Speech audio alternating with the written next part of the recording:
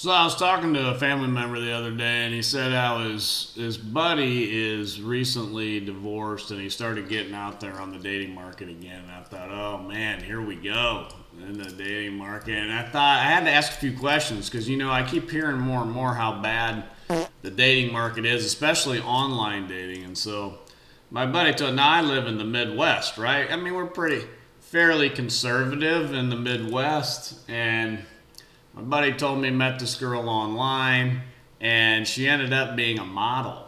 So he's very attracted to her. But he quickly found out, I guess, dating a model is quite different than, dating maybe a more normal girl. So she demanded that well, not demanded, but she said, if we're going to go on a first date, you're going to bring me flowers.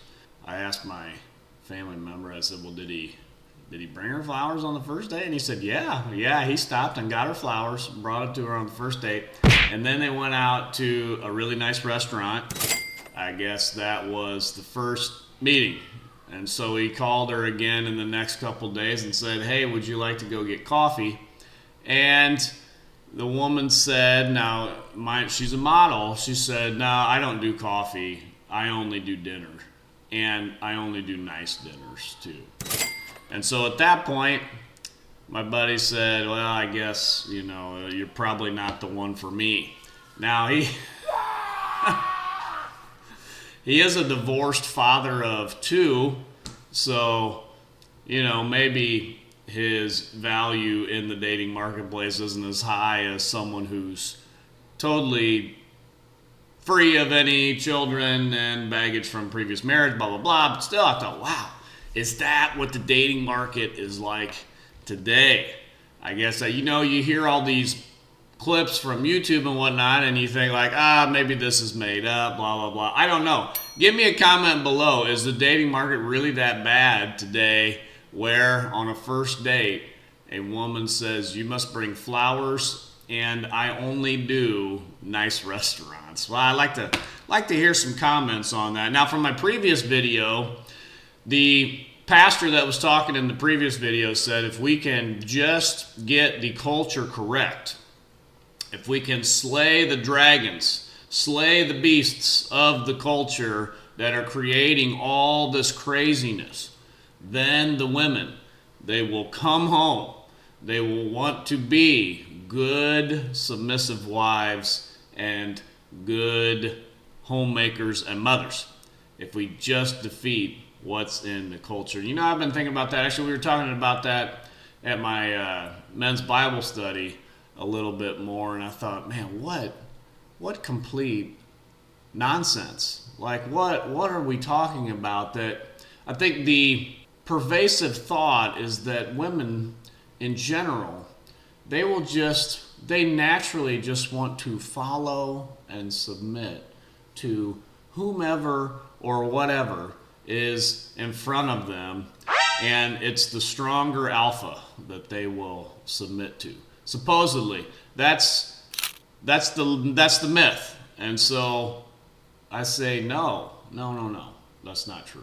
And I noticed in my comments sometimes, and it was good reading through the comments of that last video. It said, well, obviously, like in a culture like Saudi Arabia, the women, they just submit to their husbands because that's the culture, yada, yada, yada. And I said, well, here's the thing, though. Is that submission? Here's what I would submit to you today. Is that submission? I don't think it really is. I really don't. I think they give obedience to their other, kind of like a child will obey his parents, his or her parents, because the parents have authority over them. But is that submission then? I think we all know, if you're a parent, you know the difference between a child just defiantly but still obeying you and a child who actually submits to what you've said, who says to themselves, hey, mom and dad, they know what's right for me, and so I'll obey them because they are good. Even though I want to do this thing, but I love mom and dad, and so I will do what they say. That's a lot different than I just obey because I have to, and I rebel against my mom and dad. In my heart, I don't want to do that. And so as soon as I'm out of their household, you can bet I will not do any of these things anymore.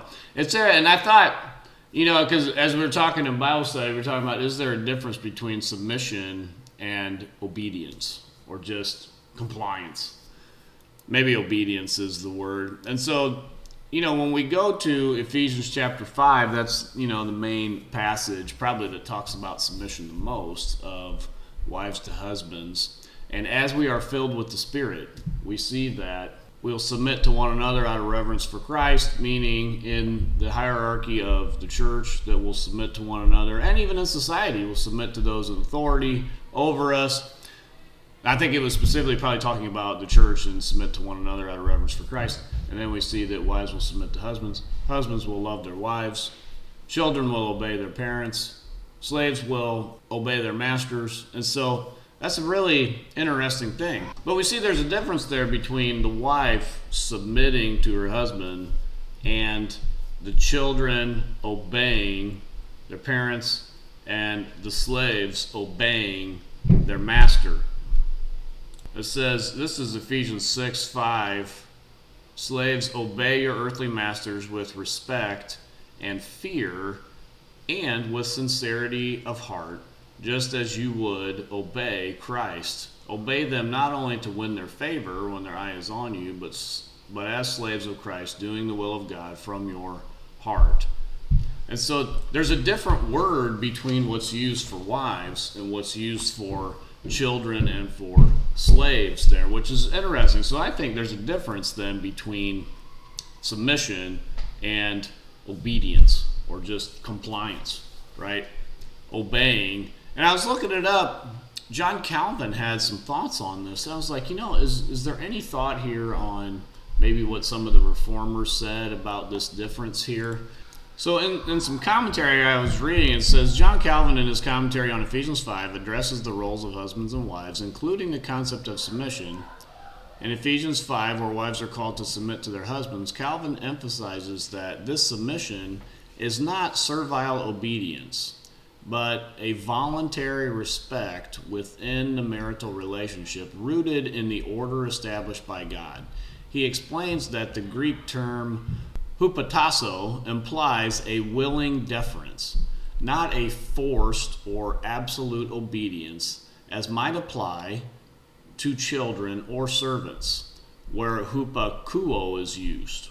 And that's in Ephesians chapter 6. Calvin notes that the wife's submission is liberal and voluntary, tied to the analogy of the church submission to Christ, which is marked by love and unity, not oppression. He stresses that this does not diminish the wife's dignity, but reflects a divine order where the husband, as the head, is to lead with love and care. Calvin explicitly distinguishes this from a master-servant dynamic, arguing that the husband's role is not to command like a tyrant, but to cherish and protect, making the wife's submission a response of godly leadership and not blind compliance. Ooh, I like that word. So Calvin says, no, submission is not just blind compliance. This article kind of sums up this. It says, thus Calvin sees a clear distinction. Submission, was the Greek word hupotasso, involves a cooperative, respectful partnership, while obedience, hupakuo, suggests a stricter hierarchical compliance not applied to wives in this context. His commentary underscores mutual duties with the wife's submission balanced by the husband's sacrificial love. And then the article says you can find these insights in Calvin's commentaries on the epistles to Paul and the Galatians and the Ephesians. Okay, so it's interesting stuff. I thought that was worth mentioning. Just, is there a difference between submission and obedience? Or I would say, like this article saying, blind compliance. That, well, I just do it because I have to, because I'm afraid of the authority figure there. Now, we all know, practically speaking, that the husband in today's world does not have real authority. He may have a spiritual authority. He has been given authority in his home by God, and that has been undermined by the state. So what that means practically, well, that's up for debate. We were talking about that in my men's Bible study too. Kind of what's that mean? I mean, well, it means, practically speaking, it means if the husband exercises his authority, he could end up in jail. But God will see him through that, and that's true. That's true. I don't really, want to go to jail, but hey, I guess that's it. Anyway, give me a thought on that. Any thoughts on that out there? Boy, good stuff. I like this subject. Should the husband bring? No, I'm sorry. Should the suitor bring flowers on the first date in a compliant, chivalric way? Boy, that's the question. All right. We're going to get it turned around. With that being said, Christ will win. He promised, I will build my church and the gates of hell will not prevail against it. Until next time, this is the PostMillennial Man.